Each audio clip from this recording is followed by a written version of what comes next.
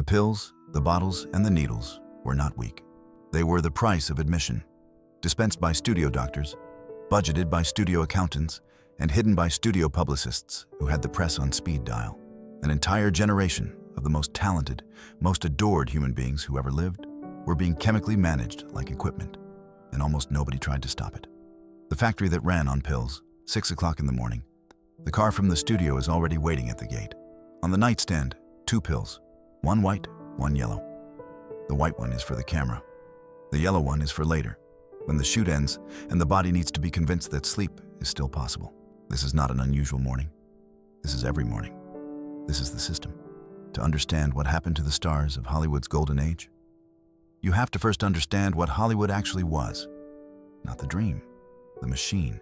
During the 1930s, 1940s, and into the 1950s, the major studios operated on a system of iron control that extended far beyond the soundstage.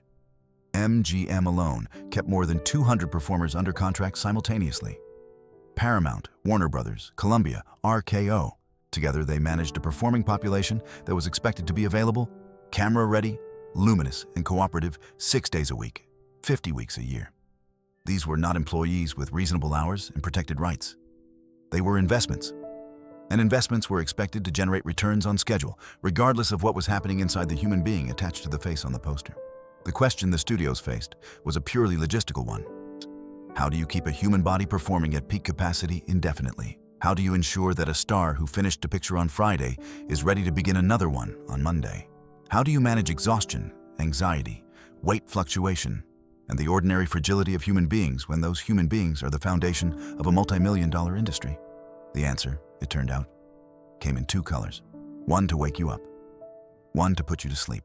Benzedrine and dexedrine, amphetamines that flooded the body with artificial energy, were dispensed to performers as casually as aspirin. Phenobarbital, Seconal, and a rotating pharmacy of sedatives were prescribed each night to bring those same performers down from the chemical altitude the uppers had created. Studios employed physicians whose offices were located on the studio lot itself, whose salaries were paid by studio accounting departments. They saw dozens of patients each week. Some of those patients were among the most famous human beings alive. And in 2 decades of practice, across hundreds of thousands of prescriptions written to performers whose bodies were deteriorating in demonstrable and documented ways, not one of those physicians was ever disciplined for what happened to the people in their care. The question of why begins with understanding who was actually paying their salary, and what precisely that salary was paying for. These were not rogue doctors operating outside the system. They were the system. The pharmaceutical management of performers was not a secret within the industry. It was policy. It was budgeted. It was, in the language of the time, simply what you did to keep a picture on schedule. It's almost what no one calculated, or perhaps what no one chose to calculate, was compound interest. Because the human body builds tolerance. The dose that worked in January required augmentation by June. The performer who needed 1 benzedrine tablet in 1940 might require 3 by 1944. Here is a detail that the studio's own production records, where they have survived, make visible. By the mid-1940s, several major studios had moved from ad hoc pharmaceutical dispensing to formalized weekly supply schedules. Not because performers were requesting more, but because the production departments had determined that the previous quantities were no longer sufficient to maintain the output levels the schedule required. The escalation was not driven by dependency. It was driven by accounting. And the sedatives required to counteract the stimulants increased in tandem. An ever-escalating chemical negotiation that the body was always destined to lose. In the chapters ahead, you will hear the stories of Tierney, Marilyn Monroe, Montgomery Clift, Francis Farmer, Frank Sinatra, Lana Turner, Veronica Lake, and others. Stars whose private suffering was managed, hidden, and ultimately buried by the very system that created them. Their stories are not stories of personal weakness. They are stories of what happens when human beings are treated as machinery, and when the machinery, inevitably, begins to break. And no single story illustrates that betrayal more completely than the one that began not on a film set, but in a maternity ward, with a mother, a baby, and a secret that would quietly unravel one of Hollywood's most luminous careers. Tierney, the fan who started a tragedy. If you saw Tierney on screen in 1944, you would have found it difficult to look away. There was something in her face, a quality that cinematographers and directors spoke about with something approaching reverence, that the camera seemed to love with unusual devotion. Her performance in Laura that same year produced one of cinema's most iconic images, a portrait hanging above a fireplace, so beautiful that a detective falls in love with a woman he believes to be gone. It was not difficult casting. Tierney was precisely that quality of beauty, the kind that suggested a depth behind it, a mystery, a story worth investigating. She was, by 1943, at the precise apex of her career, and married to designer Oleg Cassini, celebrated, sought after, and pregnant with the couple's first child, moving through her days with the particular radiance that the era's fan magazines described in breathless and now somewhat painful terms, given what was coming. In the summer of that year, Tierney did what many stars of the period did to support the war effort. She visited the Hollywood Canteen, the famous venue on Cahuenga Boulevard, where performers volunteered their time to entertain servicemen and women passing through Los Angeles. It was an evening of dancing and conversation, and the specific joy of a nation that had not yet won its war, but had not yet stopped believing it would. Among those present that evening was a female Marine on furlough, and this young woman had recently recovered from rubella, German measles, and was still technically under medical quarantine. She had been advised not to be in public gatherings. She had been told, explicitly, to wait. She did not wait, because Gene Tierney was there, and Gene Tierney was her favorite star. And so she broke the quarantine, crossed the room, and introduced herself. The encounter lasted minutes. It was, from every outward appearance, a perfectly ordinary moment of a fan meeting a celebrity she admired. Tierney was gracious. The young woman was thrilled. They parted. Life continued. Weeks later, Gene Tierney's daughter Daria was born, and nothing was ever the same. Daria arrived with a constellation of devastating complications. She was nearly without hearing. She was partially without sight. Her developmental delays were severe and permanent. The rubella virus, transmitted in that brief encounter at the Hollywood Canteen, had reached the developing child during the most vulnerable window of pregnancy, and the damage it caused was irreversible. Tierney and Cassini made the agonizing decision that parents of that era, facing circumstances of that magnitude, frequently made. Daria was placed in institutional care, a decision made not from absence of love, but from the crushing reality of the child's needs and the limits of what private care at home could provide. It was a decision that Tierney carried for the rest of her life, like a stone she could not set down. The dependency on sedatives began almost immediately, prescribed by physicians to address the depression that followed. It was, in the language of the time, treatment, and in the understanding we now have, it was the opening chapter of a pharmaceutical story that would consume the next 2 decades of her life. And then, at a party some years later, a woman approached Tierney with the bright, fond expression of someone sharing a pleasant memory. She mentioned the Hollywood Canteen. She mentioned the quarantine she had broken to be there. She mentioned Gene Tierney as the reason. She was cheerful about it. She had no idea. Tierney, by multiple accounts, said very little. She excused herself. She went home. She did not speak of the encounter publicly for years. When she finally did, in her 1979 autobiography, a document of remarkable courage and restraint, she described the moment with a composure that may have been the most difficult performance of her career. By the time she wrote those words, she had endured 27 rounds of electroshock therapy. She had spent extended periods in psychiatric institutions. She had made an attempt to take her own life. All of it traceable, in the long chain of cause and effect, to a single evening in 1943, when a young woman who loved her could not bring herself to stay home. The luminous mystery that made Gene Tierney's face so extraordinary on screen was real. It simply pointed somewhere none of her admirers knew to look. Gene Tierney's tragedy arrived from outside the studio gates. The next story arrived from a different direction entirely, from the inside of the most carefully constructed image Hollywood ever produced. And the question it raises has never been fully answered. On Marilyn Monroe, the prescription that never ended, there is an image so thoroughly embedded in the cultural memory that it requires no description. The white dress, the subway grate, the smile that seemed to contain an entire philosophy of pleasure and possibility. By the early 1950s, Marilyn Monroe had become something that transcended celebrity. She had become a symbol, a shorthand, a shared understanding between strangers of what desire and glamour and American optimism looked like when they occupied the same face.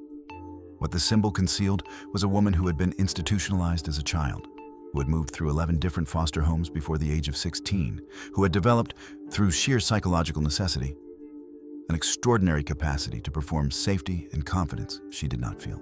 The breathless voice, Under the wide eyes, the particular quality of helpless luminosity that made audiences adore her. These were not acting choices pulled from a textbook. They were survival mechanisms, refined over a childhood in which being likable and unthreatening to the adults who controlled her fate was a practical matter of daily necessity. She was, in other words, constitutionally vulnerable to anyone who offered her certainty and care, including doctors. By the final years of her life, the pharmaceutical architecture surrounding Monroe had become extraordinarily complex. Multiple physicians were prescribing to her simultaneously, in some cases apparently without full awareness of what the others were providing. Nembutal, chloral hydrate, a rotating inventory of sedatives and sleeping compounds that had become, for Monroe, not a medical intervention, but a basic requirement of daily survival. What makes this detail genuinely remarkable, and what the standard biography of Monroe rarely examines with sufficient precision, is that at least 3 separate physicians were maintaining active prescription relationships with her in the final year of her life, none of whom had been formally informed of the other's involvement by the professional apparatus surrounding her. This was not an accident of medical disorganization. It was the natural result of a system in which no single physician was ever required to see the whole picture. Because the whole picture, if assembled in one place, would have been impossible to defend. Without the substances, those close to her reported the terror of being alone in the dark. The terror that had lived in her since childhood, since the orphanage, since the foster homes, returned in its original, unmediated form. No amount of fame had touched it. No quantity of adoration had diminished it.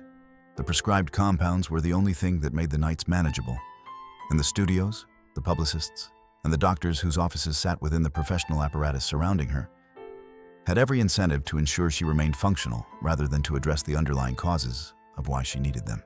Each public breakdown was managed with the standard vocabulary: exhaustion, nervous strain, the need for rest. Studio publicists who had spent years perfecting the language of concealment deployed it with practiced ease, and the press, operating within the same transactional relationship that governed all coverage of Golden Age stars, largely accepted what it was given. The dismissal from Something's Got to Give in 1962 was the last act of an institutional relationship that had been fraying for years. 20th Century Fox removed her from the production in June of that year, citing her chronic absences and unreliability. What the dismissal notice did not mention was that Monroe had been appearing on set on the days she could manage it, that her work in the footage that survived was remarkable, and that the absences were, at least in part, a consequence of the chemical regimen she had been living under for the better part of a decade. According to accounts from those in her circle during the final weeks of her life, Monroe was aware that something was wrong, that the network of physicians and advisors and professional relationships surrounding her was not, whatever its stated intentions, organized around her recovery. She was, by multiple reports, attempting to find a way through. She was, by multiple reports, not finding one. On August 4th, 1962, she was found at her home in Brentwood at the age of 36. The facts surrounding the precise circumstances of that evening have been disputed for decades and remain, in certain particulars, unresolved. What is not disputed is this: the woman who had been managed by institutions for her entire life, orphanages, studios, psychiatric facilities, physicians' offices, passed away alone. The physicians who had prescribed her across the final years of her life were never disciplined. The studio that removed her in June rehired her in August. The machinery that had built her and dismantled her simply moved on to the next name on the contract list. Nobody was held to account, and nobody was surprised by that, because in Hollywood's golden age, that was also policy. Montgomery Clift's story shows us what the system did to the people it could no longer use. The next story shows us something more troubling: what it did to a woman it had never been able to manage at all. And the question her story raises has never been fully answered. Montgomery Clift, the most beautiful wreck in Hollywood. In the early 1950s, if you had asked the most discerning observers of American cinema which actor possessed the greatest natural gift of his generation, a significant number of them would have named Montgomery Clift, along with 3 Academy Award nominations in 4 years. Performances in A Place in the Sun and From Here to Eternity that demonstrated a capacity for emotional transparency so complete it bordered on the uncomfortable. Marlon Brando, who was not in the habit of distributing compliments, regarded Clift as his peer, and some who worked with both believed Clift the finer instrument. He was, in the fullest sense of the phrase, the real thing. He was also, behind the chiseled perfection that made his face one of the most reproduced in Hollywood history, a man of extraordinary internal fragility, sensitive to a degree that those around him sometimes found bewildering, prone to periods of darkness that his talent seemed simultaneously to require and to deepen. And in a Hollywood that had only one approved response to the complexities of the human interior, a prescription and a reminder about the production schedule, that fragility made him, from the beginning, vulnerable. On the evening of May 12, 1956, Clift attended a dinner party at the home of Elizabeth Taylor on Mulholland Drive. The two had become close during the filming of Raintree County, a friendship of the particular intensity that sometimes forms between people who recognize in each other a quality of feeling that the world around them doesn't quite know what to do with. He left the party late. On the winding descent of Mulholland, he lost control of his vehicle. The car struck a telephone pole and came to rest at the bottom of an embankment. Elizabeth Taylor reached him before anyone else. According to accounts from that evening, she held him, removed a tooth that had become lodged in his throat to prevent him from losing consciousness, and remained with him until the ambulance arrived. She was 24 years old. She did not leave him. His face was reconstructed by surgeons over the weeks that followed. The pain management that began in the hospital did not end when he was discharged. It became, instead, the organizing principle of everything that followed. A decade-long pharmaceutical management of a man whose pain was as much psychological as physical. Administered by a medical establishment that treated the symptom with the same tool that was simultaneously creating a new and more intractable problem. The studios kept hiring him because the talent persisted. It persisted against everything. Even in his most difficult periods, and those close to him described periods of significant deterioration through the late 1950s and into the 1960s, there were scenes, moments, fragments of footage in which Montgomery Clift did something on screen that no other actor working at that time could have done. Directors worked around his difficult days. Co-stars covered for him on set. The professional apparatus surrounding him made the necessary accommodations because the talent, even diminished, was worth accommodating. What none of that apparatus did, in all those years of accommodation, was ask a different question entirely, not how to work around the deterioration, but who was responsible for creating it. The answer to that question was available. It simply was not convenient. What no one in that apparatus did, as with any consistency or genuine commitment, was attempt to address what was actually happening to the man. On July 23, 1966, Montgomery Clift was found at his home in New York City. He was 45 years old. His physician had been prescribing medications to him for years, with full visibility of the deterioration those medications were both treating and contributing to. Elizabeth Taylor, who had known him since the night on Mulholland Drive when she held his broken face in her hands, said, "He was the most misunderstood person I ever knew. The tragedy is not that he fell apart. The tragedy is that falling apart, for Montgomery Clift, was never treated as a medical emergency by the people with the professional obligation and the practical power to call it one." His story ends differently from Monroe's only in its geography and its date. The institutional indifference that surrounded both of them was, in every meaningful particular, identical. Frances Farmer's story shows us something more troubling still. What the system did to a woman it had never been able to manage at all. And the question her story raises has never been fully answered. Frances Farmer, what Hollywood does to women who won't be managed. There is a version of Frances Farmer's story in which she is presented primarily as a cautionary tale about the dangers of excess. The brilliant actress who consumed too much, behaved erratically, and suffered the consequences. That version has the advantage of being tidy. It has the disadvantage of being, at best, radically incomplete. Frances Farmer in her prime was one of the most compelling presences in American entertainment. Strikingly beautiful by any standard of any era. Ferociously, almost combatively intelligent. Politically outspoken at a moment in Hollywood history when female stars were expected to be decorative, cooperative, and grateful. She had opinions about the industry that employed her, and she expressed them. She had contempt for the publicity apparatus at Paramount that attempted to manage her image, and she showed it.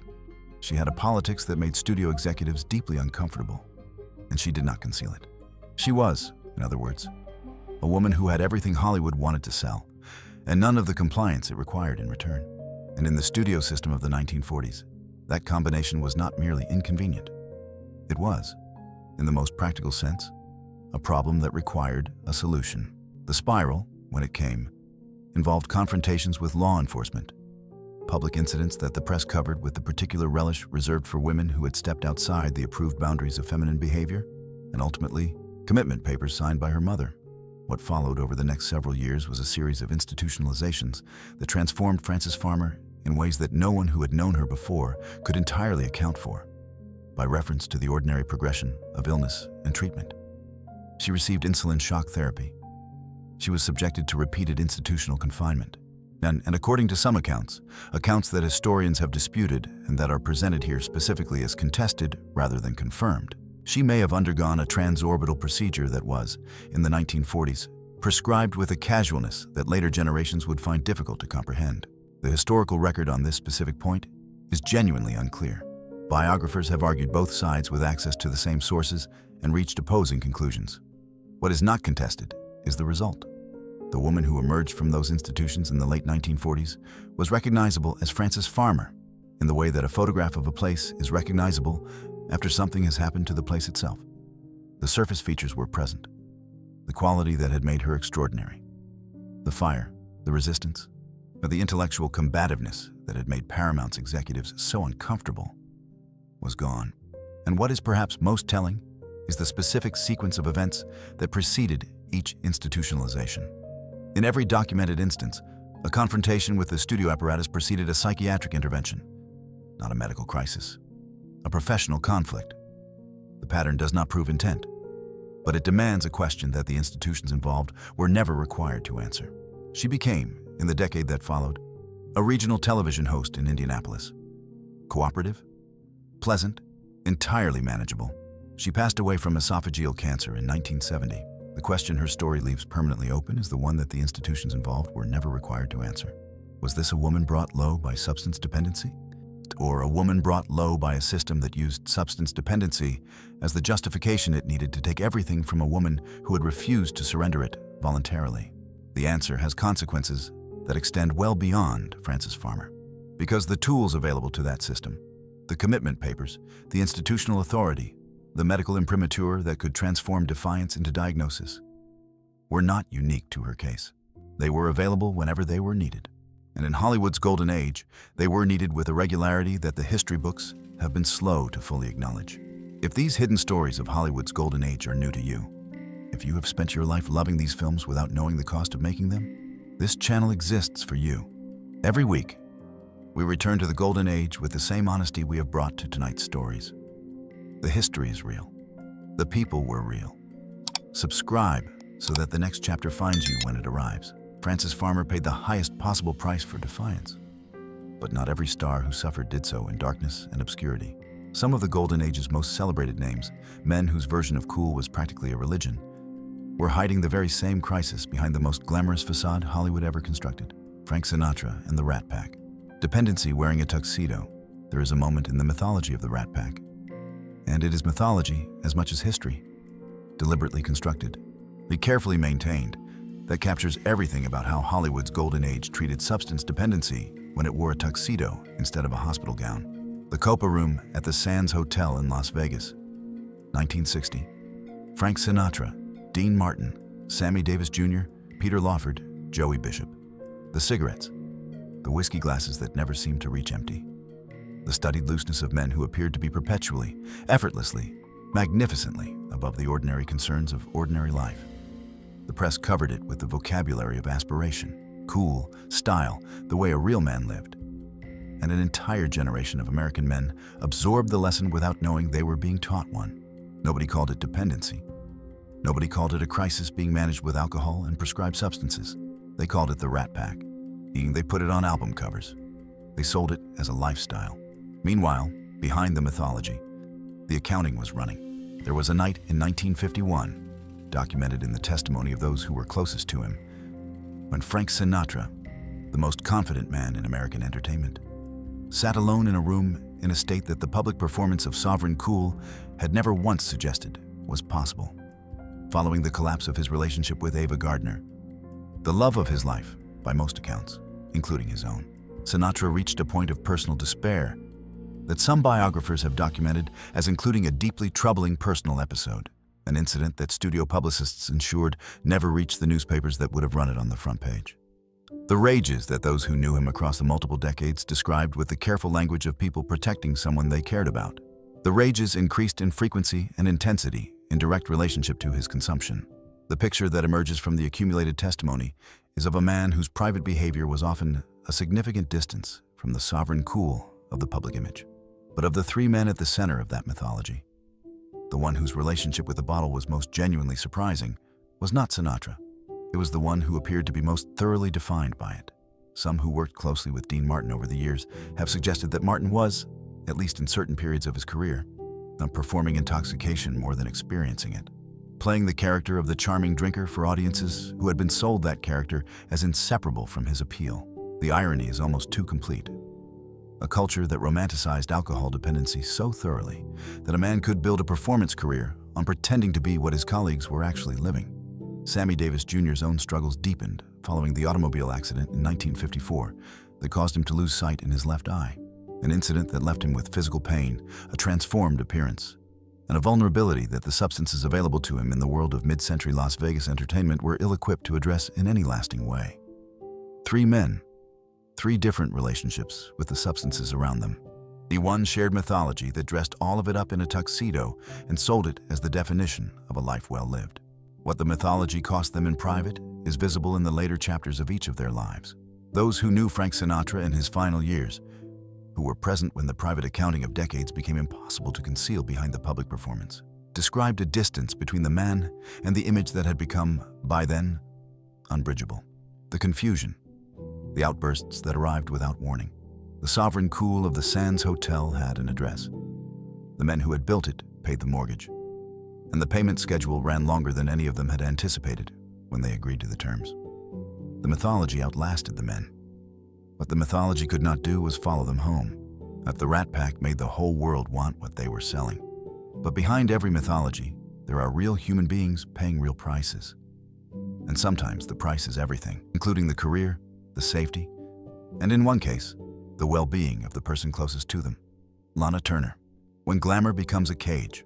The story of how Lana Turner was discovered has been told so many times that it has acquired the quality of legend rather than biography. The teenage girl at the soda fountain counter, the talent agent who recognized something, the career that followed. The version told in fan magazines was cleaner and more romantic than the documented reality, which involved a drive-in across the street rather than a drugstore. But the essential facts remained. Is what none of them saw, what the industry that extended that hand of opportunity had no interest in seeing, was that the price of admission it was about to charge a 16-year-old girl was one she would spend the rest of her life paying. A 16-year-old girl with an extraordinary physical presence was identified by an industry that needed exactly that. And her life from that moment forward was organized around what the industry required of her, rather than what she might have required of herself. She was, by the time she reached her professional peak, one of the most desired women in American cinema. She was also a woman who had been handed to that industry at an age when the psychological resources needed to navigate it. The sense of self, the capacity for self-protection, and the ability to distinguish between people who genuinely cared for her and people who were drawn to what she represented, were still in the earliest stages of formation. 8 marriages to 7 men across the course of her life tell a story that no single biography has needed to explain, because the pattern is its own explanation. A woman searching, with increasing desperation, for the stability and safety that the institution which had claimed her at 16 had never provided and never intended to. The alcohol dependency that developed across these years was, in its origins, entirely consistent with the pattern we have seen throughout this documentary. It was manageable within the infrastructure of studio support. It became unmanageable in direct proportion to the withdrawal of that support. On the evening of April 4th, 1958, Turner's 14-year-old daughter, Cheryl, stepped in to protect her mother from Turner's companion, Johnny Stompanato, in the bedroom of their home. Stompanato was a man with connections to organized crime and a reputation, known to those in Turner's circle, for behavior toward women that was threatening and controlling. What happened in that room was ruled, by the inquest that followed, as justifiable, an act of protection by a child for her mother. The details of what preceded it, and what Turner had been enduring in that relationship, emerged slowly over the years that followed in interviews and eventually in memoirs, both Turner's own and her daughter's, that filled in what the official record had left unsaid.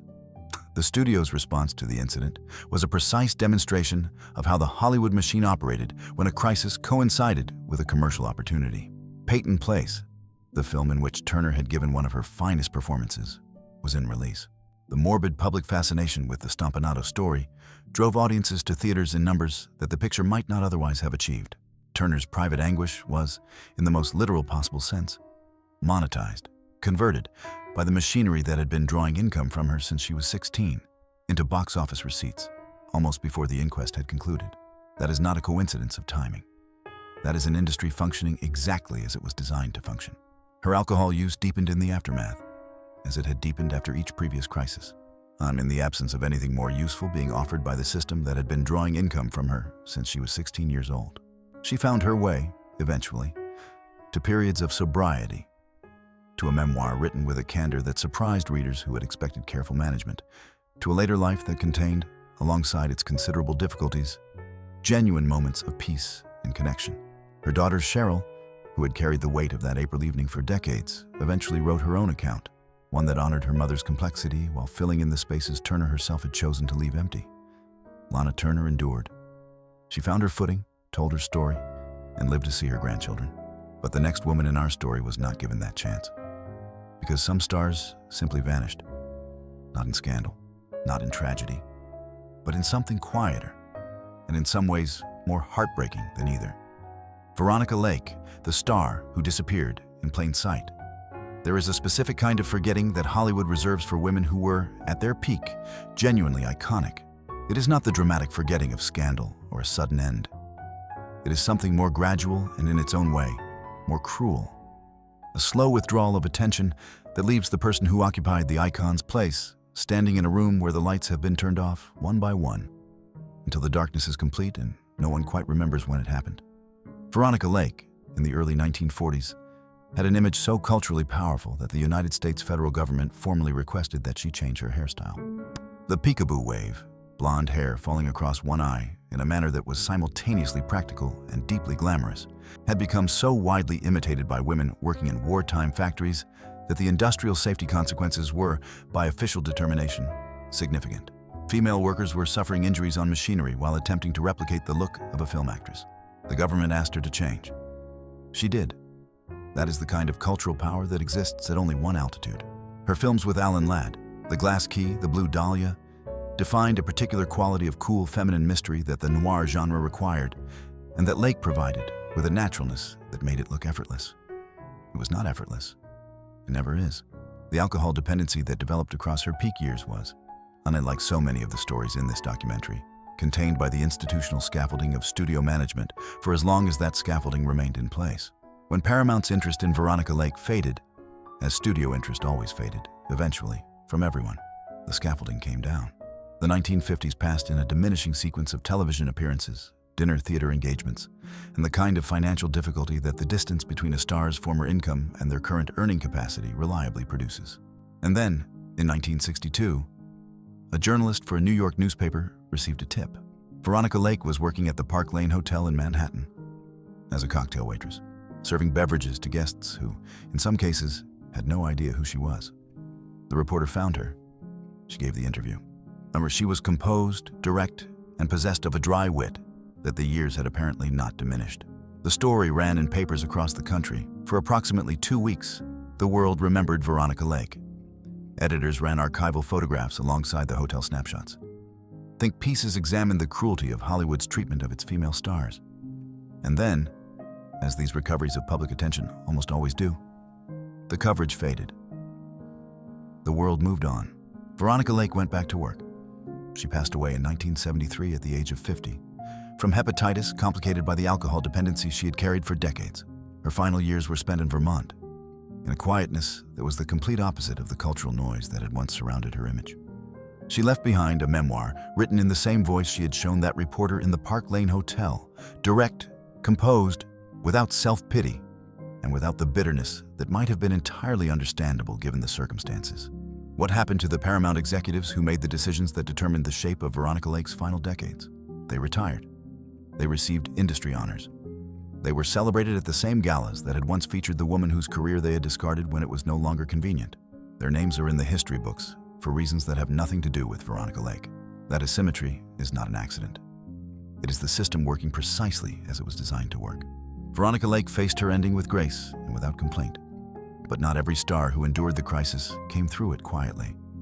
Some fought back, loudly, honestly, and at enormous personal cost. And in doing so, changed what was possible for everyone who came after them. Betty Hutton, the blonde bombshell who found her way home. If you were to compile a list of the most purely energetic performers in the history of Hollywood cinema, Betty Hutton would appear near the top of almost every credible version of that list. Her work in Annie Get Your Gun and The Greatest Show on Earth displayed a combination of vocal power, physical comedy, and sheer performative force that left audiences simultaneously exhausted and exhilarated. Paramount promoted her as a force of nature. She was, in the marketing language of the time, unstoppable. The marketing language was built on a pharmaceutical foundation. The amphetamines that maintained the energy Paramount sold to audiences as natural, inexhaustible Betty Hutton were doing what amphetamines always do across extended use. They were building tolerance. They were creating a chemical dependency that the body increasingly organized itself around. They were extracting a compound interest that would come due with the merciless precision of all such debts when the time for payment arrived. The time arrived in 1952. Hutton's contract dispute with Paramount, the details of which involved her insistence on professional considerations that the studio was unwilling to provide, ended her relationship with the studio that had been the central organizing institution of her professional life. The infrastructure that had simultaneously created her dependency and managed its consequences withdrew. 5 marriages followed across the years that came after, each one partly an attempt to reconstruct the stability that the studio system had never actually provided but had at least simulated.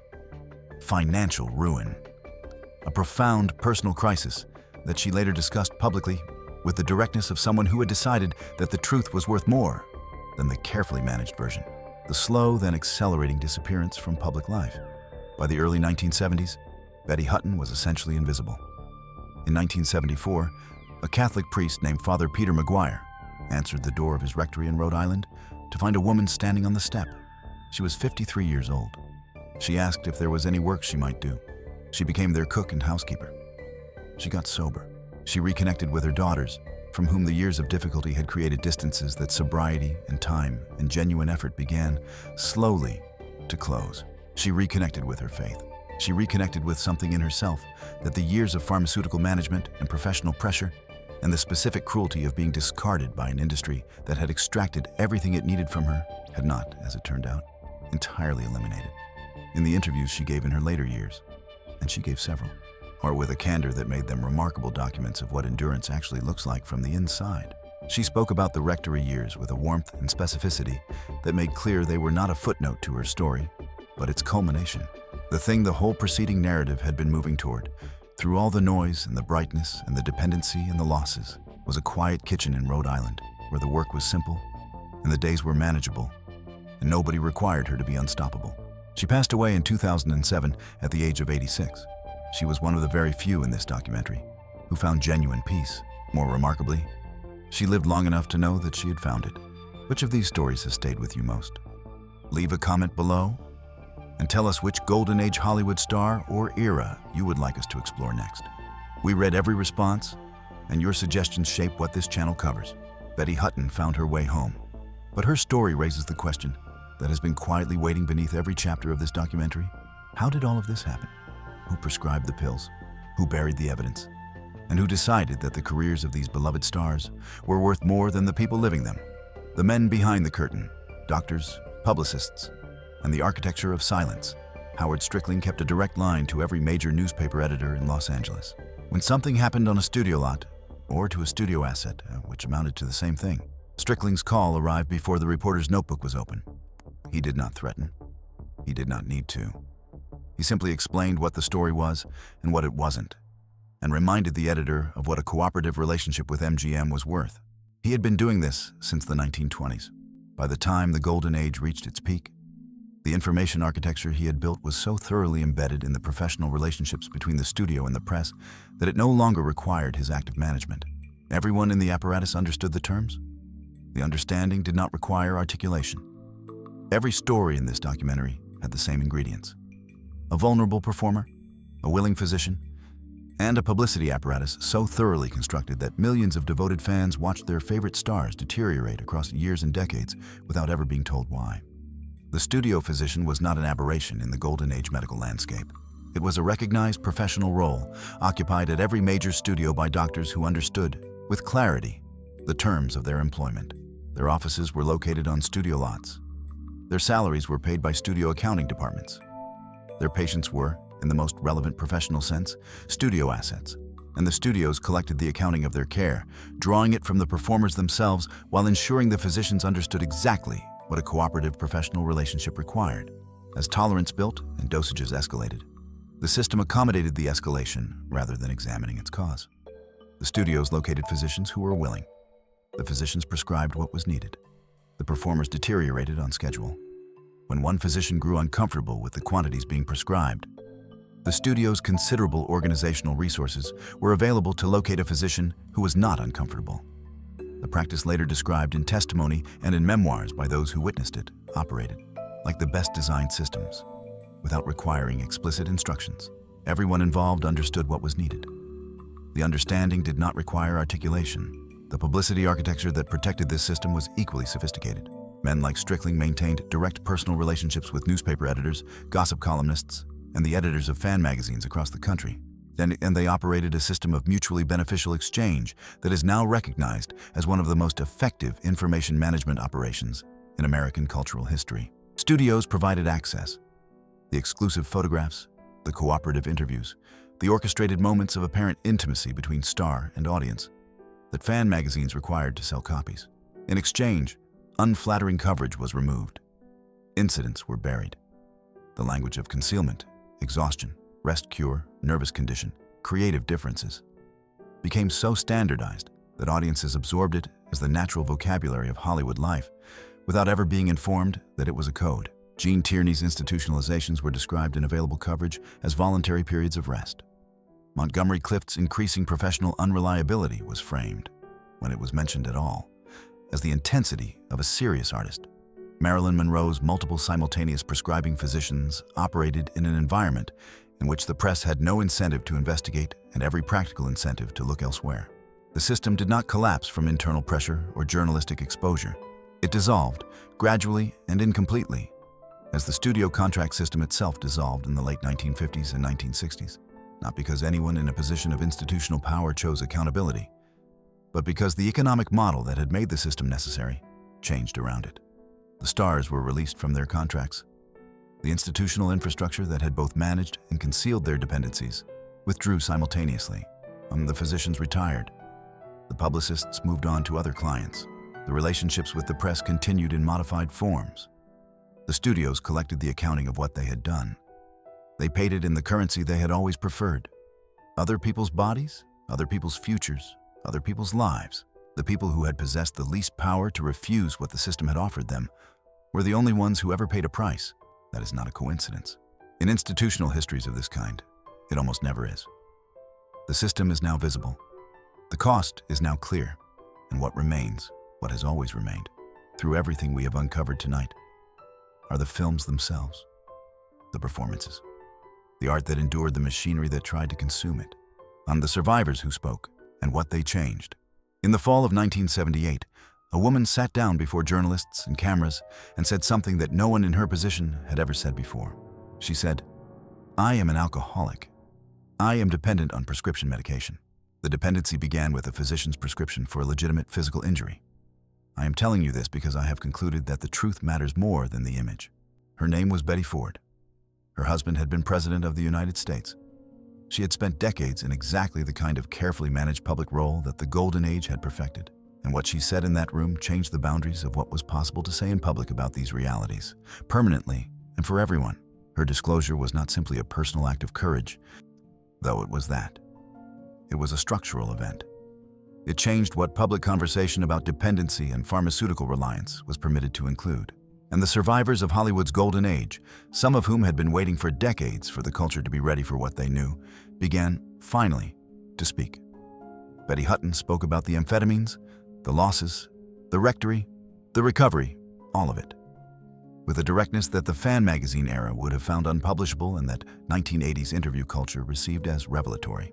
Gene Tierney's autobiography, published in 1979, described her electroshock treatments and her institutionalizations and the full weight of what the rubella encounter and its aftermath had cost her, in language that was unflinching without being sensational and honest without being self-pitying. It was, among other things, the account of a woman who had found, in her later years, a measure of peace that the preceding decades had given little reason to anticipate. The Betty Ford Center opened in 1982. It gave the recovery movement a name that carried social weight, a physical location that communicated legitimacy, and a public association that made seeking treatment something that did not require the abandonment of one's standing in the world. Its impact on American approaches to recovery across the subsequent decades is difficult to overstate. What did not change, and what the Golden Age survivors who lived long enough to observe the decades that followed could see with the particular clarity of long experience, was the underlying dynamic, the pressure to perform beyond human capacity. The pharmaceutical management of that performance by institutions whose financial interests were not aligned with the performer's health. The elaborate systems of concealment deployed to protect those institutional interests when the human cost of the arrangement became visible. The specific substances had changed. The stars were younger.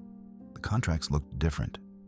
By the 1990s and into the 2000s, the same pattern, institutional pharmaceutical management, concealment infrastructure, the language of exhaustion and creative differences deployed as a code, was visible in the careers of performers whose names belonged to a different generation, but whose experiences mapped with disquieting precision onto the stories told in this documentary.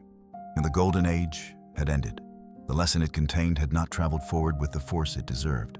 But the survivors who spoke ensured that the record existed, that the truth of what had happened to their generation was available in their own words for anyone willing to read it. That is not nothing, given everything that was done to silence it. That is, in fact, quite a great deal. What the glamour cost, a final reckoning return for a moment to the image that opened this documentary. The premieres, the smiles, the gowns and the tuxedos and the flashbulbs and the impossible, sustained, manufactured perfection of it all. You know now what was behind it. And here is the thing that no one who made the Golden Age wanted you to understand. The thing the studios spent decades and considerable resources ensuring you would never be told. Knowing the cost does not break the spell. It deepens it. Because the performances you love were not produced by people who had everything. They were produced by people who were enduring everything, often on borrowed time, with a pharmaceutical debt coming due that the institution surrounding them had created and had every incentive to maintain. And they still, in the middle of all of that, made something extraordinary. Something that has outlasted the studios that built the machine. Something that has outlasted the doctors who ran their rounds in the morning. Something that has outlasted every publicist who ever picked up a telephone to make sure you never found out the truth. Gene Tierney's eyes in Laura still hold a mystery that 60 years of scholarship has not explained. Montgomery Clift's Stillness in a Place in the Sun still communicates something so interior and so complete that watching it feels like a quiet intrusion. Marilyn Monroe's light in Some Like It Hot still has its own source. Independent of the cameras, independent of everything. Veronica Lake's Cool in the Blue Dahlia has not aged by a single frame. Frank Sinatra's voice on those recordings still does what only the greatest art ever manages to do, which is make you feel that something true is being said directly to you across whatever distance separates you from the moment it was made. That is what they left behind, not the contracts, not the prescriptions, not the studios that discarded them when the revenue stopped. The films, the performances, the irreducible human presence of people who were given every reason to stop and found somewhere, in some part of themselves, that the system never reached. The reasons not to. Watch the old films. Watch them knowing everything now. They are even more extraordinary for the knowing. If these stories moved you, share this documentary with someone in your life who loves classic Hollywood. Hit the like button. It takes a moment and makes an enormous difference. Subscribe to Golden Age Files, and every week we will bring you back to the Golden Age with the same honesty we brought here tonight. Thank you for spending this time with us.